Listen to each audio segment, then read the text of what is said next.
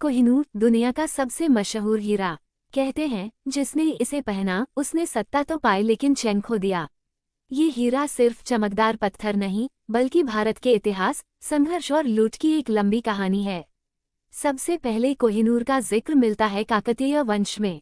आंध्र प्रदेश के वारंगल स्थित एक मंदिर में इसे देवी की आंख के रूप में जड़ा गया था। तब इसे सिर्फ धरोहर नहीं बल्कि दिव्य शक्ति का प्रतीक माना जाता था। लेकिन 14वीं सदी में दिल्ली सल्तनत के शासक अलाउद्दीन खिलजी के सेनापति मलिक काफूर ने वारंगल पर आक्रमण किया। मंदिर लूट लिया गया और अनगिनत धन दौलत दिल्ली ले जाई गई। इन्हीं खजानों में से एक था कोहिनूर। उस समय मंदिर की शान और आस्था का प्रतीक कोहिनूर अब सत्ता और लालच का प्रतीक बन चुका था। 16वीं सदी में ये हीरा मुगलों के पास पहुंचा। बाबर की आत्मकथा बाबरनामा में इसका जिक्र मिलता है। बाबर से यह उसके बेटे हुमायूं को मिला और फिर पीढ़ी दर पीढ़ी मुगलों के ताज में जड़ दिया गया। शाहजहां ने इसे मयूर सिंहासन यानी पीकॉक थ्रोन का हिस्सा बनाया। कहते हैं इसकी चमक देखकर दरबारियों की आंखें चौंधिया जाती थीं। लेकिन मुगल साम्राज्य कमजोर पड़ा और 1739 में फारस का शासक नादिर शाह दिल्ली पर चढ़ आया।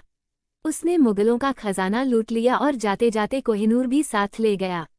कहते हैं हीरे की चमक देखकर नादिर शाह ने कहा कोहिनूर यानी रोशनी का पर्वत।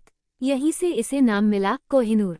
नादिर शाह की हत्या के बाद उसका सेनापति अहमद शाह अब्दाली यह हीरा अफगानिस्तान ले गया और आने वाले कई दशकों तक कोहिनूर दुर्रानी वंश के पास रहा।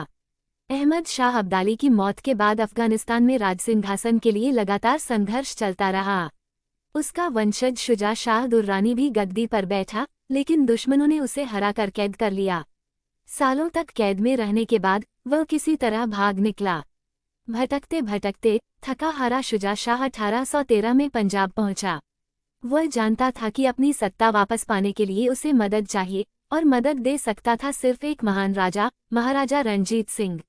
रणजीत सिंह ने शुजा शाह को शरण दी, लेकिन उन्होंने एक शर्त रखी, अगर तुम्हें मेरी सुरक्षा और सहयोग चाहिए तो बदले में वह अनमोल रत्न मुझे सौंपो जिसे दुनिया कोहिनूर कहती है।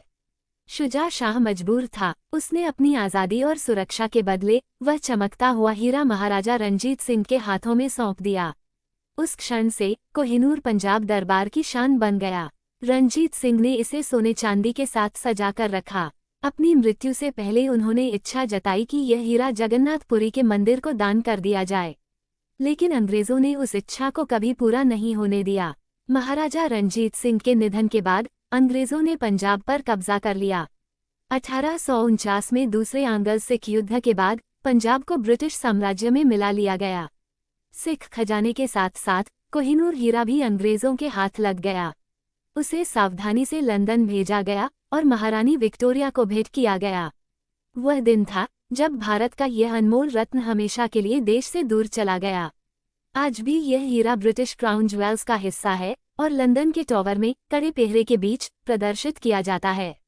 एक मंदिर की देवी की आंख से शुरू हुई यह यात्रा ताज और तख्त तक पहुंची।